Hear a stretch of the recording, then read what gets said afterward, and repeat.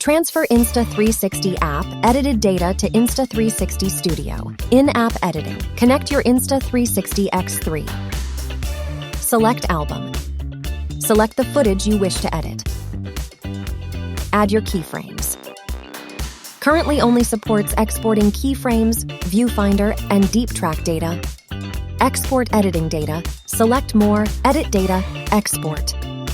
Import data to Insta360 Studio. Method 1. Connect your SD card directly to computer. Method 2. Connect your Insta360 X3 to computer via cable. After a successful export, a file with the suffix .insdata will appear on the SD card, which is your editing data file. Import this file into Insta360 Studio to view your data and continue editing or export.